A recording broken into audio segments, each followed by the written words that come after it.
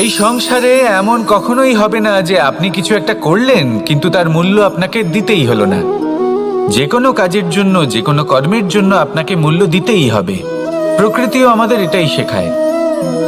আকাশে দেখুন সূর্যকে, প্রত্যেকদিন আমাদের প্রকাশ প্রদান করেন। এনাকে সূর্যনারায়ণ বলা হয়। ইনি কি মূল্য প্রদান করেন? নিজে জ্বলতে থাকেন। ধরিত্রী মাতা, এই ভূমি, ইনি কি মূল্য প্রদান করেন? প্রহার সহ্য করেন। আমরা এই ধরিত্রীতে প্রহার করে মাটি খুঁড়ে তাতে বীজ বপন করি, তবেই আমরা অন্ন লাভ করি, তবেই ফসল পাই। জীবনে যদি আপনাকে সফল হতে হয়, সম্মান পেতে হয়, যশ পেতে হয়, তাহলে আপনাকে মূল্য দিতেই হবে। যদি আপনি সাফল্য লাভ করতে চান তাহলে দিন রাত আপনাকে ত্যাগ করতে হবে, যেখানে সমগ্র সংসার সন্তোষ অনুভব করছে আর আপনাকে করতে হচ্ছে পরিশ্রম। যদি আপনি সম্মান প্রাপ্ত করতে চান তাহলে আপনাকে সেই সুখ ত্যাগ করতে হবে যা সবার কাছে রয়েছে। যদি আপনি যশ লাভ করতে চান তাহলে নিজের অন্তরকে মেরে ফেলা আপনাকে শিখতে হবে, তবেই আপনি যশ লাভ করবেন। জীবনে শুধুমাত্র ধন মূল্যবান নয়, কিন্তু এই যে মূল্যের কথা আমি বলছি সেটা যদি আপনি দিতে পারেন তাহলে নিশ্চিত রূপে এটা আপনাকে আরো মূল্যবান করে তুলবে, নিশ্চিত রূপে গড়ে তুলবে। তাহলে এটাই করুন আর আমার সাথে ভালোবেসে বলুন, রাধা রাধা। মানুষের শরীর থেকে যা কিছু নির্গত হয় সবই পচনশীল, তা থেকে দুর্গন্ধ বেরোয়, একটা ঘৃণাবোধ জন্ম নেয়। আমাদের রক্ত হোক, অবশিষ্ট হোক, ঘাম হোক, নিঃশ্বাস হোক, আবার এমনকি যখন আমরা মনুষ্য শরীর ত্যাগ করি তারপরেও এই শরীরেও পচন ধরে, তার থেকে দুর্গন্ধ বেরোয়। কিন্তু বিষয়টা হলো এটা আমাদের হাতেই নেই। তাহলে আমাদের হাতে কি রয়েছে? আমাদের কর্ম, আমাদের উদ্দেশ্য আর আমাদের বাণী। যদি এইগুলো শুভ রাখেন তাহলে শুধু নিজে সুগন্ধিত থাকবেন না, এই সমগ্র সংসারকে সুগন্ধিত করে তুলবেন। কথায় আছে যে বাণীর থেকে অধিক মূল্যবান আর কিছুই নেই। সেই জন্য যে কোনো কথা বলার আগে নিজের শব্দকে নিজের মনের তুলাদণ্ডে মেপে দেখুন, তারপরে তার প্রয়োগ করুন। কখনো কখনো এমনও হতে পারে যে আপনার কথা কারোর জীবনে আশীর্বাদ হয়ে দাঁড়ালো, যার দ্বারা হয়তো সে শক্তি এবং প্রসন্নতা লাভ করলো। আবার এমনও হতে পারে যে আপনার কথা হয়তো কারোর মনে এমন আঘাত দিল, সে সেই আঘাত কোনোদিনও ভুলতে পারল না। আসুন আমার সাথে ভালোবেসে বলুন, রাধা রাধা। যদি আমি স্থির করি, যদি নিশ্চিত করি একটা মূর্তি গড়ে তুলব, আর কিছুক্ষণ সেই কাজটা করে আবার কিছুক্ষণ পরে বন্ধ করে দিই, আবার কিছুক্ষণের জন্য কাজটা করে আবার সেই কাজ বন্ধ করে দিই, আবার কিছুক্ষণের জন্য কাজটা করে বলি ক্লান্ত লাগছে, কিছুক্ষণের জন্য বিশ্রাম নিয়ে নিই, যদি এইভাবে আমি কাজটা করি তাহলে কি এই কাজ উচিত সময় এবং উচিতভাবে সম্পন্ন হবে? কখনোই নয়। শুধু তাই নয়, যে কোনো কাজ যদি পূর্ণ করতে হয়, উচিতভাবে করতে হয়, উচিত সময়ের মধ্যে করতে হয়, তাহলে প্রয়োজন সততার এবং অখণ্ড প্রচেষ্টার। সততা ছাড়া আপনি যে কাজই করুন না কেন, উচিত সময় তা সম্পূর্ণ হবে না, আর মনোবাঞ্ছিত ফল আপনি কখনোই পাবেন না। তাই যে কাজই আরম্ভ করুন না কেন সততার সাথে এবং অখণ্ড প্রচেষ্টার সাথে করুন, তখনই কর্ম এবং তখনই এই জীবন সফল হবে এবং এই মন প্রসন্ন হয়ে বলবে, রাধা রাধা। কেউ আমাকে মাখন চোর বলেন, কেউ বা আমাকে মুরলী মনোহর বলেন, কেউ আমাকে যুদ্ধ বিমুখ বলেন, কেউ বা আমাকে সুদর্শনধারী বলেন, কিন্তু আমি আসলে কে? আসুন, আজ আমি আপনাকে আমার আসল পরিচয় জানাবো। বাড়িতে সুস্বাদু মাখন থাকা সত্ত্বেও গোপীদের কাছে সুমধুর ভালোবাসাপূর্ণ বকুনি খাওয়া যে ভালোবাসে, সেই হলো কৃষ্ণ। আঙুলে সুদর্শন চক্র থাকা সত্ত্বেও যে রথের লাগাম ধরে থাকবে সেই সিদ্ধান্ত নিয়েছে, সেই হলো কৃষ্ণ। দ্বারকার মতো অনন্য রাজমহল থাকা সত্ত্বেও সুদামার মতো সখা যার অত্যন্ত প্রিয়, সেই হলো কৃষ্ণ। যদি আপনার মনে প্রেম থাকে আপনি প্রেম বিতরণ করেন, সবাইকে ভালোবাসেন এবং ভালোবাসা রক্ষার খাতিরে শস্ত্র হাতে নিতেও আপনি সক্ষম থাকেন, তাহলে আপনি হলেন কৃষ্ণ। আসুন আমার সাথে ভালোবেসে বলুন, রাধা রাধা। ব্যাম, এই শব্দ আমরা সকলে শুনেছি, আর এটা সারা জীবন আমাদের সাথেই থাকে কোনো না কোনো রূপে। যখন আমরা জন্মগ্রহণ করি, চলতে শিখি, প্রথমে আমরা হামাগুড়ি দিয়ে চলি, পরে চলতে চেষ্টা করি কিন্তু পড়ে যাই। তখন আমাদের বাড়ির গুরুজনেরা আমাদের আটকান না, ওনারা মনে করেন এইভাবেই আমাদের সন্তান চলতে শিখবে, এইভাবেই তার পা আরো মজবুত হবে, যা অত্যন্ত গুরুত্বপূর্ণ। এইবার জীবনকালে যতই আমরা এগোতে থাকি, এই ব্যায়াম বিভিন্ন রূপে আমাদের সাথেই থাকে। কিন্তু আপনি কি জানেন যে এই ব্যায়ামের তাৎপর্য আসলে কি? আপনি কি জানেন এই ব্যায়ামের মর্ম আসলে কি? যখনই আমরা এই ব্যায়াম করি, আমাদের শরীরের মাংসপেশি ক্ষয় হয়। প্রথমে তা ক্ষয় হয়, তারপর আবার তা নির্মিত হয়। আরো শ্রেষ্ঠ, আরো শক্তিশালী মাংসপেশি আমরা লাভ করি। অর্থাৎ এই ব্যায়াম হলো সৃজনের বিজ্ঞান। এই ব্যায়াম আমাদের জন্য অত্যন্ত আবশ্যক। সেই জন্য জীবনে যখনই কোনো কিছু নষ্ট হয়ে যায়, চলে যায়, তখন হতাশ হয়ে পড়বেন না, তাকে পুনর্নির্মাণ করার চেষ্টা করবেন। আর এই শিক্ষা আমরা লাভ করি পাখিদের থেকে। যখনই বর্ষা হয়, ঝড় আসে, যখন পাখির বাসা ভেঙে চুরমার হয়ে যায়, তারা হার মেনে নেয় না। সে আবার অল্প অল্প করে সব খুঁজে একত্রিত করে আবার নিজের বাসা বানিয়ে তোলে, পুনরায় এক জীবনকে জন্ম দেয়, এক নতুন পরিবারকে জন্ম দেয়। তাই মনে রাখবেন, জীবনে এইভাবেই যদি আপনি নির্মাণ করতে চান, সৃজন করতে চান, তাহলে সেই নির্মাণের জন্য ভাঙনের অভিজ্ঞতা থাকা অত্যন্ত আবশ্যক। ভগ্ন বস্তুকেও সম্মান করা অত্যন্ত আবশ্যক। এই আচরণ মনে নিয়ে আসুন, মন প্রসন্ন হয়ে বলবে, রাধা রাধা। যখন আমরা কোনো বনে প্রবেশ করি, তখন এই সবুজ ঘাস দেখে, এই কোমল ঘাস দেখে আমাদের মন প্রফুল্ল হয়ে ওঠে। ভিন্ন ভিন্ন প্রজাতির ফুল, ভিন্ন ভিন্ন রঙের ফুল দেখে এই মন আনন্দে ভরে ওঠে। এখানে শিশুরা আনন্দ লাভ করে, বড়রা ভোজন গ্রহণ করেন, কথাবার্তা বলেন, হাঁটাহাঁটি করে বেড়ান। এবার ভেবে দেখুন, যখন এই উপবনের নির্মাণ হয়েছিল, সেই সময় যদি এই মাটিকে সঠিকভাবে খনন না করা হতো, যদি তাতে সঠিকভাবে বীজ রোপণ না করা হতো, যদি কোনো সংঘর্ষ না হতো, পরিশ্রম না করা হতো, যদি চলতে চলতে পায়ে কাঁটা না বিঁধে যেত, তাহলে এই সুন্দর বন দেখে আমরা কি এই আনন্দ লাভ করতে পারতাম? কখনোই নয়। ধরুন কোনো নদীর তটে সুন্দর একটি বন আছে, সেই বনের আনন্দ লাভ করতে গেলে আপনাকে সেই নদী পার করতেই হবে। যদি সুখের নদীর কাছে পৌঁছতে চান, তাহলে তটে যে কাঁটা রয়েছে সেগুলোর সাথে সংঘর্ষ করতেই হবে। এই সংসারে যদি আপনি সুখ লাভ করতে চান, তাহলে সুখ লাভের এই যাত্রা শুরু করতে হবে সংঘর্ষ দ্বারা। তাহলে সংঘর্ষকে স্বাগত জানান, এর পেছনেই সুখ রয়েছে যা আপনার জন্য অপেক্ষা করছে। এবার হাসুন আর আমার সাথে ভালোবেসে বলুন, রাধা রাধা। এই সংসারের সব থেকে কঠোর ধাতুর মধ্যে একটি হলো লোহা। লোহা দিয়ে আমরা অনেক অস্ত্র শস্ত্র লাভ করি, অনেক বস্তুও লাভ করি। এবার এই লোহাকে কাটার জন্য, একে কোনো আকার দেওয়ার জন্য কি প্রয়োগ করতে হয়? লোহা। এবার এই কথাটা আমরা সকলেই জানি যে লোহার দ্বারাই লোহাকে কাটতে হয়। এবার এই কথা আমি আপনাকে কেন বলছি, এরপরে খুব বড় একটা প্রশ্ন আসে, যা খুব বড় শিক্ষা দিয়ে যায়। এটা কেন হয় যে আমরা একটা লোহা দিয়ে একটা লোহাতে আঘাত করছি, কিন্তু যে লোহা দ্বারা আঘাত করছি তার আকার বদলাচ্ছে না, যার উপর প্রহার করছি তার আকার বদলাচ্ছে? এতে পার্থক্যটা কোথায়? পার্থক্য হলো তাপমাত্রার। দেখুন, যে লোহাকে আমরা কাটতে চাই তার তাপমাত্রা বাড়াতে হয়, তাকে গরম করতে হয়। আর যে লোহা দ্বারা আমরা আঘাত করতে চলেছি, সেই লোহা আমাদের ঠান্ডা রাখতে হয়।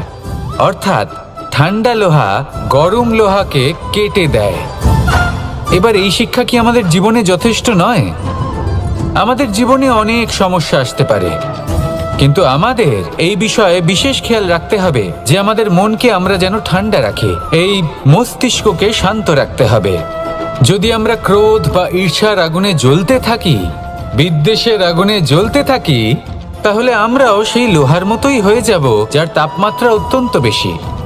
তখন যে কেউ এসে আমাদের বিচ্ছিন্ন করে চলে যাবে। মনে রাখবেন, যিনি যত বেশি স্থির বুদ্ধির অধিকারী, যিনি হলেন সবথেকে বেশি শান্ত, তিনি হলেন সবথেকে বেশি বলশালী। তাহলে শান্ত থাকুন আর আমার সাথে ভালোবেসে বলুন, রাধা রাধা। আলস্য আপনার আরো একটা অত্যন্ত বড় শত্রু, যা আপনার মনের মধ্যে বসবাস করে আর ধীরে ধীরে আপনার কার্য শরীরের একটা অংশ হয়ে ওঠে। সব কাজে দেরি করিয়ে দেয়, সবকিছু নষ্ট করে দিতে পারে এই আলস্য। এই কাজ আজকে হলো না, কোনো ব্যাপার নয়, কালকে করে নেব। প্রকৃতি আমাদের এটা শেখায় না। ভেবে দেখুন, যদি সূর্য এটা ভাবে যে কাল উদিত হব না, কিছুদিন পরে উদয় হব, তাহলে কি হবে? সমগ্র পৃথিবীর বিনাশ হয়ে যাবে, ঠিক কিনা? দেখুন, এই আলস্য নিয়ে খুব সুন্দর একটা কথা আছে, আলস্যস্য কুত বিদ্যা। অর্থাৎ যিনি অলস হয়ে বসে থাকেন তিনি বিদ্যা লাভ করেন না, জ্ঞান লাভ করেন না, আর জ্ঞান না থাকলে তিনি ধন অর্জন করতে পারেন না। তার জীবনে সুখ স্বাচ্ছন্দ্যের অভাব থাকে, বন্ধুর অভাব থাকে। যেখানে সুখ স্বাচ্ছন্দ্য নেই, মিত্র নেই, আপনজন নেই, জ্ঞান নেই, সেখানে আনন্দ কিভাবে বাস করতে পারে? সেই জন্য কথায় আছে, যিনি কর্ম করেন তিনি এই সংসারে যে কোনো সুখ স্বাচ্ছন্দ্য ভোগ করতে পারেন। তাই কর্ম করুন, সময়কে সম্মান করুন, আর এই আলস্যের উপর বিজয় লাভ করুন। আর আমার সাথে ভালোবেসে বলুন, রাধা রাধা। সিংহকে বনের রাজা বলা হয়। অত্যন্ত শক্তিশালী হয় সে, তার পরিবারও খুব বড় হয়। কিন্তু যদি এমন হয় যে সিংহের পরিবারে নিজেদের মধ্যেই কলহ সৃষ্টি হয়, যদি তারা নিজেরাই লড়তে থাকে, তাহলে কি হবে? সিংহকে মেরে তার পরিবারকে মেরে ফেলে শেয়াল বনের রাজা হয়ে উঠবে।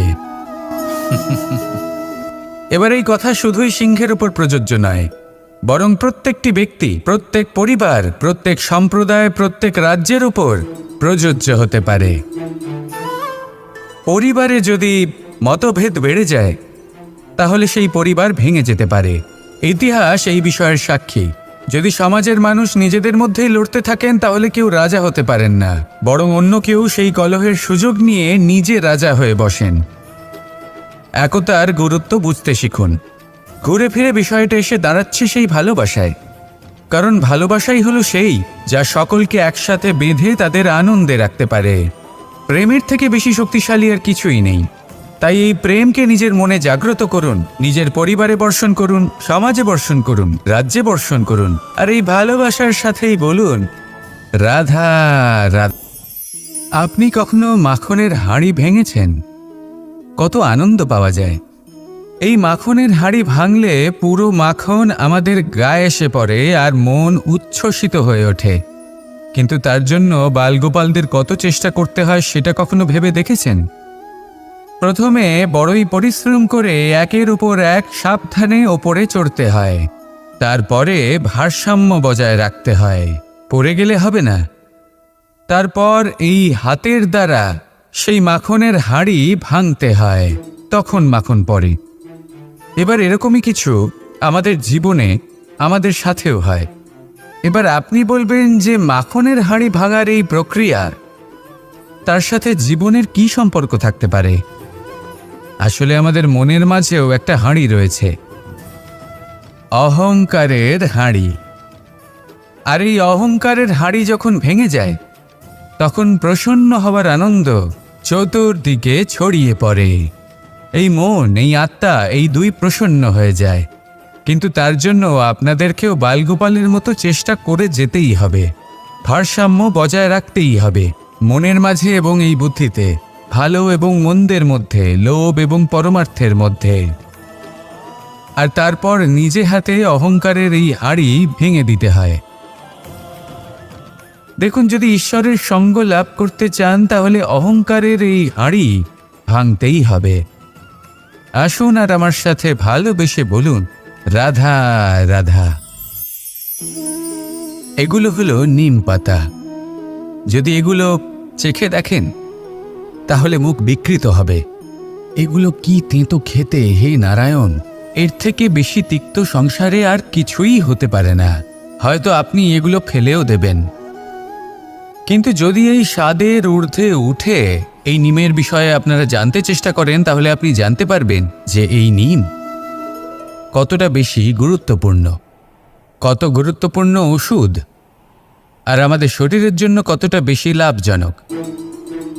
এই নিম, এর মধ্যে অনেক রোগের উপশম নিহিত রয়েছে। এবার জীবনে আমরা বিভিন্ন মানুষের সাথে পরিচিত হই, নেত্র দ্বারা তাদের দেখি, কিন্তু তাদের আমরা খুব একটা পছন্দ করি না। সেক্ষেত্রে আমাদের কি করা উচিত? অন্তর মন দিয়ে তাদের দেখা উচিত। ওনাদের রূপ রং নয়, ওনাদের ব্যবহার, ওনাদের গুণাবলী দেখা উচিত।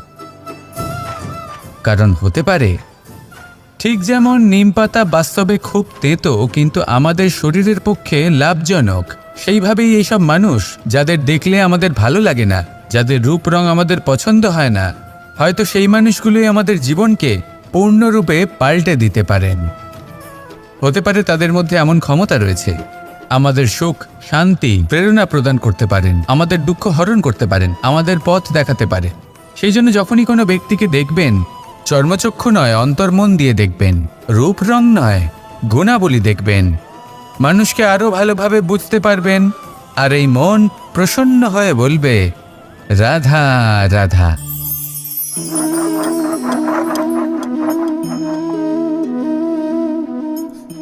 কোনো ব্যক্তিকে নিশ্চয়ই দেখেছেন যিনি নিজে কাঠ কাটার এই কাজে নিপুণ এবং অভিজ্ঞ। এবার আপনারা দেখবেন যে তার মনোযোগ সমস্ত কাঠের ওপর থাকে না, তার মনোযোগ থাকে শুধুমাত্র একটা কাঠের ছোট্ট একটি অংশের ওপর, যেখান থেকে তার টুকরো করা হচ্ছে। কিন্তু সেটা উনি কেন করেন? যদি এটা উনি না করেন তাহলে সেই কাঠ সঠিক পদ্ধতি এবং তাড়াতাড়ি কাটা যাবে না। জীবনেও তাই হয়ে থাকে। আপনি হয়তো কোনো লক্ষ্য স্থির করেছেন বা পথ নির্বাচন করেছেন বা কাজ স্থির করেছেন যেটা আপনি করেই ছাড়বেন। তাহলে নিজের সম্পূর্ণ মনোযোগ শুধুমাত্র তার উপর কেন্দ্রীভূত করুন। যদি আপনার মন এদিক ওদিক তাকাতে থাকে, অস্থির হয়ে পড়ে, বিচলিত হয়ে পড়ে, যদি তা হয়ে থাকে তাহলে আপনি অবশ্যই অসফল হবেন। তাই কর্মঠ থাকুন, নিরন্তর কর্ম করতে থাকুন এবং পূর্ণ মনোযোগ দিয়ে নিজের কাজ করুন। নিজের পথে অগ্রসর হন বা নিজের লক্ষ্য প্রাপ্ত করতে চেষ্টা করুন। তারপর দেখুন কি হয়, কিভাবে উচিত পথে এবং তীব্র গতিতে আপনার লক্ষ্য আপনার কাছেই পৌঁছে যায়। আর আপনার এই মন প্রসন্ন হয়ে বলে, রাধা রাধা। পায়েস হলো আমার বিশেষ প্রিয়। এর মধুর স্বাদ মনকে প্রফুল্ল করে তোলে। ছোটবেলায় মা আমার জন্য পায়েস বানাতেন এবং আমাকে বলতেন যে গরম থাকতে থাকতে খেয়ে নে কানাই, ঠান্ডা হয়ে গেলে ভালো লাগবে না। কিন্তু আমিও দুষ্টু ছিলাম, ঠান্ডা হওয়া পর্যন্ত অপেক্ষা করতাম, আর ঠান্ডা হয়ে যাওয়ার পরে মার কাছে যেতাম আর ওনাকে বলতাম যে মা, পায়েস তো ঠান্ডা হয়ে গেছে, এটা গরম করে দিন। তখন মা হাসতেন আর বলতেন যে পায়েস না হয় আমি আবার গরম করে দেব কানাই, কিন্তু এর মধুর স্বাদ, সেই মিষ্টত্ব, সেই সুবাস, সেটা আবার ফিরে আসবে না। কথাটা সত্যি। আর এই সত্যটাই আমাদেরও জীবনের সত্য।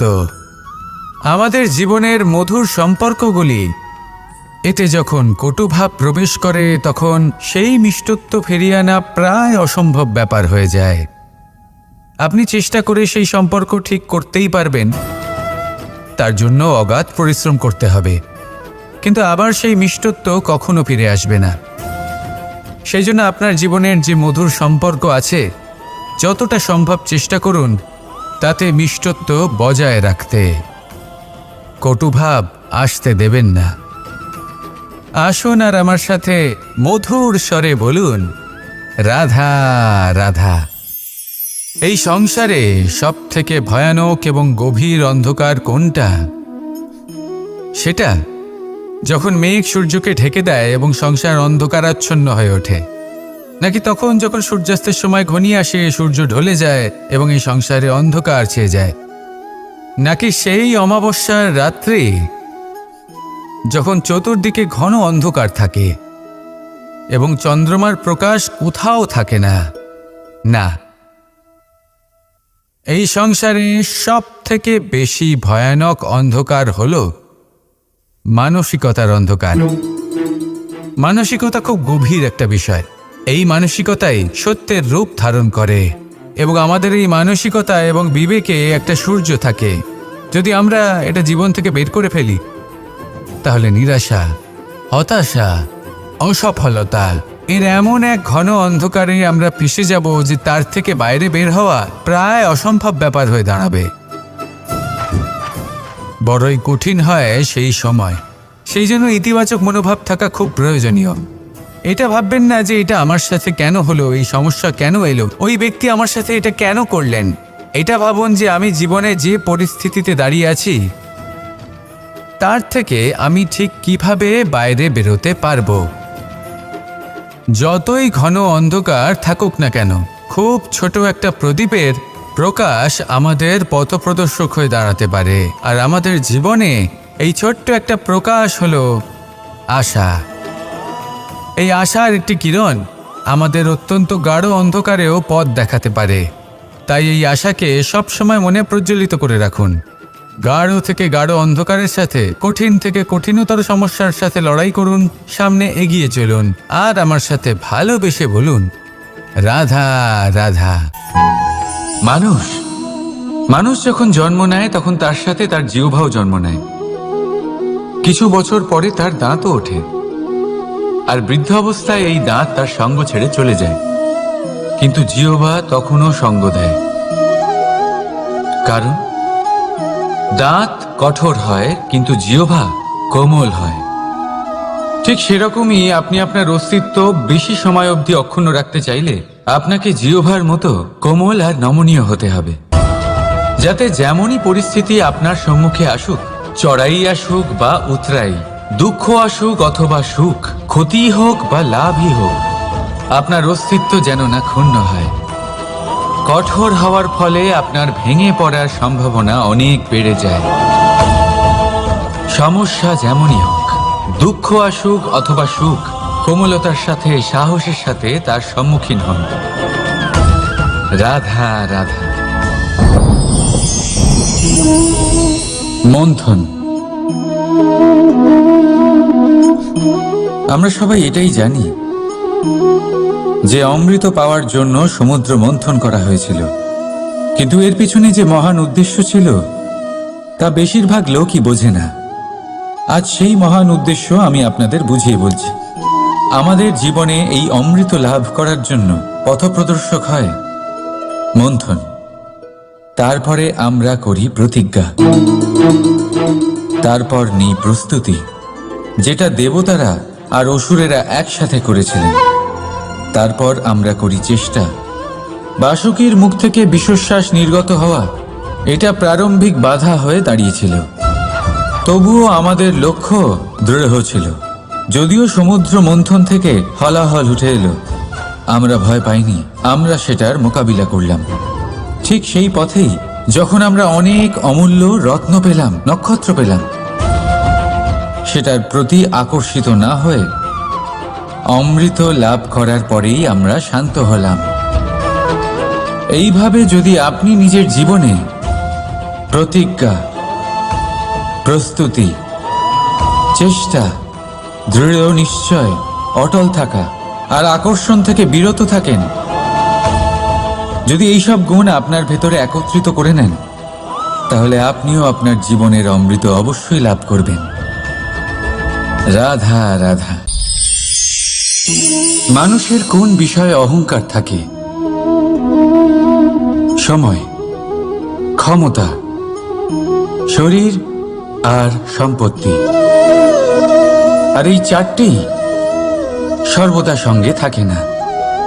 কি বিচিত্র ব্যাপার! আপনি নিজেই দেখুন, সময় আজ ভালো হলেও কাল অবশ্যই খারাপ হতে পারে। ক্ষমতা আজ আপনার থাকলেও কাল তা নাও থাকতে পারে। এই শরীরটা তো নশ্বরই বটে।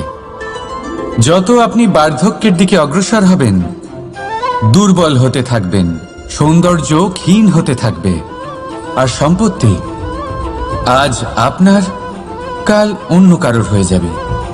আর এই সমস্ত নশ্বর জিনিসে মন কেন্দ্রীভূত করতে করতে ব্যক্তি ভুলে যান সেই বিষয়গুলি যা সর্বদা আপনার সাথে থাকবে, আপনার ঢাল হবে, আপনার সম্বল হয়ে থাকবে। আর তা হল আপনার স্বভাব, বুদ্ধি, সৎসঙ্গ আর খাঁটি সম্পর্ক। নিজের স্বভাব শীতল রাখুন, কর্মে বুদ্ধির পরিচয় দিন, সর্বদা ভালো মানুষের সাথে সময় কাটান, আর খাঁটি সম্পর্ক সর্বদা পালন করুন। জীবনে সর্বদা সুখী হবেন। রাধা রাধা। কথায় আছে যে ভাগ্যের খেলা অত্যন্ত বিকট হয়। দেবতারাও বুঝতে পারেন না যে এই খেলা কি। আমরা তো শুধু সাধারণ মানুষ। ঠিক আছে, সিদ্ধান্তের কথা বলি। সিদ্ধান্ত নেওয়া তো আপনারই হাতে আছে। কেন? দেখুন, ভাগ্য আপনার সিদ্ধান্ত পাল্টাতে পারে না, কিন্তু আপনার সিদ্ধান্ত, এটা আপনার ভাগ্য অবশ্যই পাল্টাতে পারে। তাই ভাগ্যের উপরে নির্ভরশীল থাকবেন না। মনোসংযোগ করুন আজকের সিদ্ধান্তের ওপর। শান্ত মনে বিচার করুন, তারপর সিদ্ধান্ত নিন, কারণ এই সিদ্ধান্ত এটা বড়ই গুরুত্বপূর্ণ। আপনার আজকের সিদ্ধান্ত আপনার ভবিষ্যতের কাঠামো। আপনার আজকের এই সিদ্ধান্ত ভবিষ্যতে সৌভাগ্য হতে পারে, আবার দুর্ভাগ্য হয়ে দাঁড়াতে পারে। সিদ্ধান্ত আপনার। রাধা রাধা। আমরা সবাই মন্দিরে যাই, ঈশ্বরের সামনে হাত জড়ো করে বসি আর নিজের ইচ্ছে প্রকাশ করি। কখনো ভেবেছেন ঈশ্বরের কেমন লাগতে পারে যে আমার ভক্তরা আমার কাছে আসে শুধুমাত্র নিজের ইচ্ছে পূরণের জন্য, আমার সাথে দেখা করতে নয়? অসংখ্য লোক মন্দিরে যান নিজের ইচ্ছে ঈশ্বরকে জানানোর জন্য। যদি তাদের ইচ্ছে পূরণ না হয় তারা হতাশ হয়ে পড়েন। এবার থেকে যখনই আপনি মন্দিরে যাবেন, ঈশ্বরের সামনে বসবেন, হাত জড়ো করবেন আর বলবেন, ধন্যবাদ, ধন্যবাদ ঈশ্বর যে আপনি আমাকে যা দিয়েছেন তাতেই আমি খুশি। শুধু আমাকে পথ দেখাবেন যে কিভাবে আমি নিজের কর্মের দ্বারা, শুধু আমার কর্মের দ্বারা সেই সব পেতে পারি যা আমি চাই। ঈশ্বরের থেকে শুধু চাইতে গেলে তাহলে ঈশ্বরের কাছে নিজেকে অনেক ছোট মনে হবে। কিন্তু যদি নিজের কর্ম করে তারপর ঈশ্বরকে ধন্যবাদ জানান, তাহলে সঠিক রূপে আপনি ঈশ্বর লাভ করবেন। রাধা রাধা। আশ্চর্য ব্যাপার, তাই না? আমাদের সবসময় আমাদের নাম ধরে ডাকা হয়, নাম দিয়েই আমাদের পরিচয়। এই নামই আমাদের ইতিহাসে স্থান বানাতে আমাদের সাহায্য করে। সুনাম অর্জন করতে মানুষ কি না করে থাকে, নামে যাতে কলঙ্ক না লাগে তার জন্য মানুষ কি না করে থাকে। জীবনে আপনি যা পেয়েছেন, অর্থ, সম্পত্তি, সুখ, এই সব কিছুই নামের কাছে মূল্যহীন। নাম সর্বদা উচ্চ স্থানে থাকে। এই নামকরণের অনুষ্ঠান আমাদের কাছে অত্যন্ত গুরুত্বপূর্ণ। এবারে আপনার কি মনে হয় আমি কোন নামের কথা বলছি? সেই নাম যা আমরা জন্ম থেকে পেয়েছি? না, আমি সেই নামের কথা বলছি যা আমরা নিজের কর্ম দ্বারা অর্জন করেছি। যা জন্মের সময় পেয়েছি তা মৃত্যুর সাথে চলে যাবে, কিন্তু যে নাম কর্মের দ্বারা অর্জন করেছি সেটা আমাদের অমর করবে। মাতা পিতা আমাদের জন্ম দেয়, জন্মের সাথে সম্পর্ক দেয়, সমাজ থেকে পাই বন্ধু, প্রকৃতি থেকে পাই খাদ্য, যদি এমন কিছু থাকে যা আমরা নিজের যোগ্যতায় পাই, তা হলো আমাদের কর্মের ফল, সেই নাম যা আমরা আমাদের কর্মের দ্বারা অর্জন করেছি। তাই সর্বদা ভালো কর্ম করুন আর আমার সাথে ভালোবেসে বলুন, রাধা রাধা। আপনি কখনো কোনো পর্বতে চড়েছেন? কথায় আছে, যখন আমরা পর্বত আরোহণ করি, ওপরে ওঠার সময় দুর্ঘটনার সম্ভাবনা কিছুটা কমে যায়।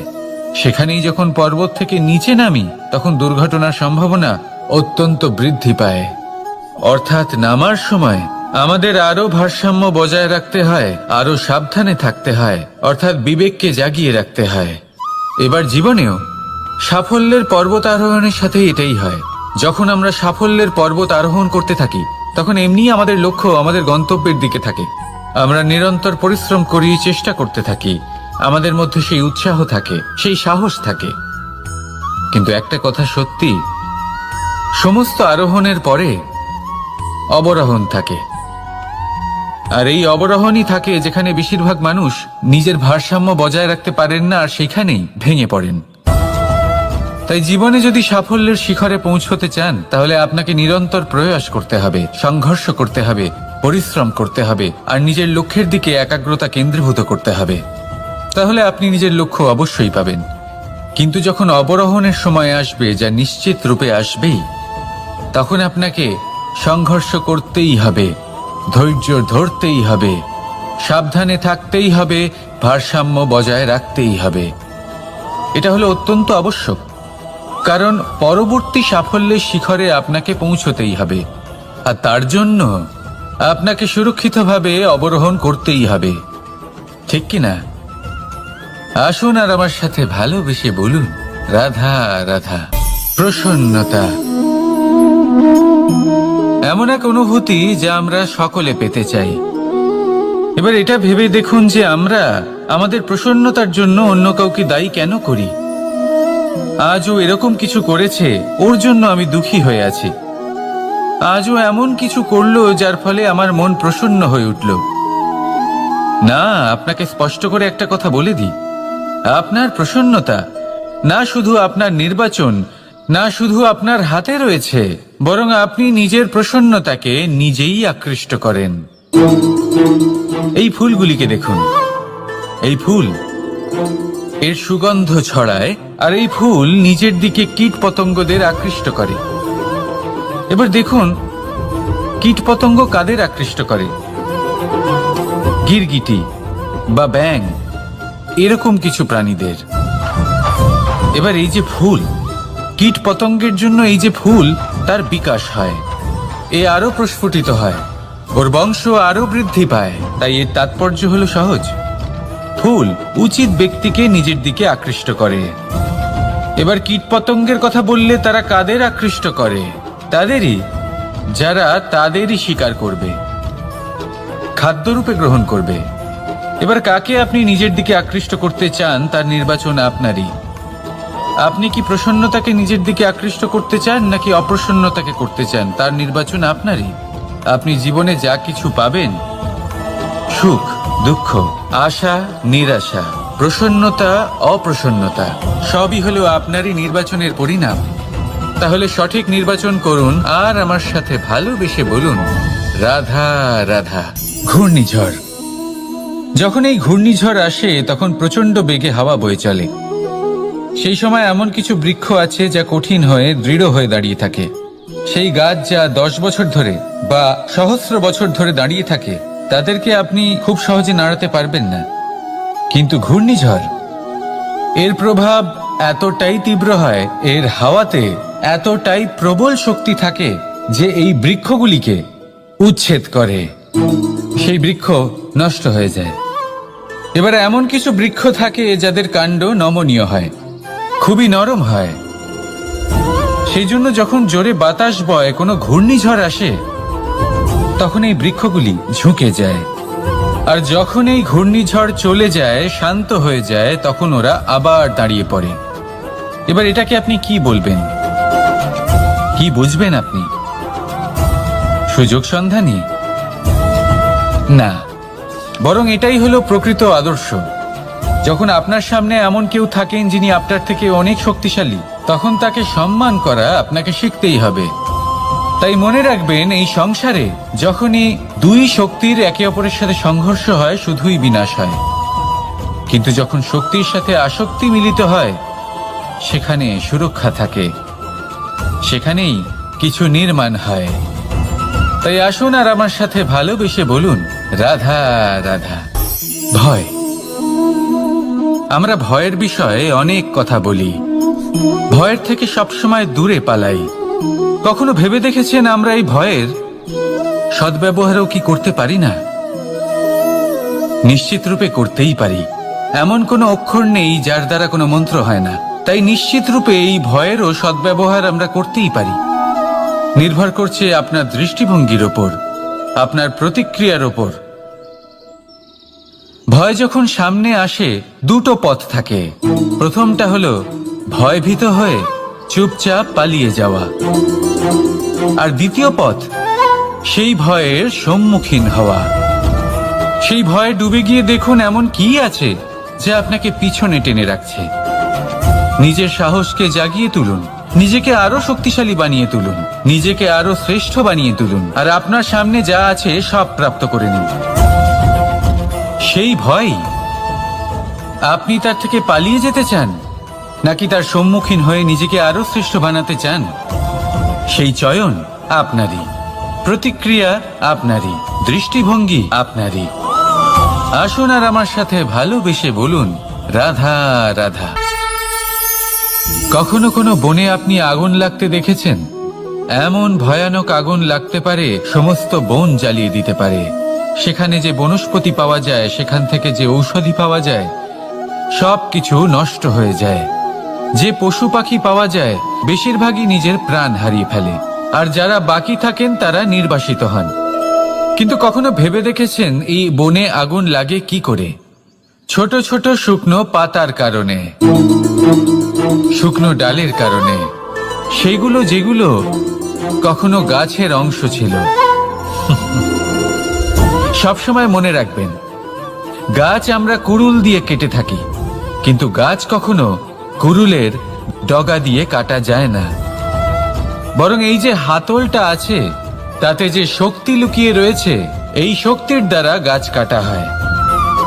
এবার বলুন, এই যে হাতল, এ কি দিয়ে তৈরি হয়? স্বয়ং গাছের দ্বারাই। এর থেকে আপনি কি শিক্ষা পেলেন? যদি কেউ আপনজন হন, যে আপনার কোনো দরকারে লাগছেন, সেই কারণে তাকে নিজের থেকে দূরে করবেন না। যদি তার সাহায্যের প্রয়োজন হয় তাহলে তাকে সাহায্য করুন, যদি তার সঙ্গের প্রয়োজন হয় তাহলে তাকে সঙ্গ দিন।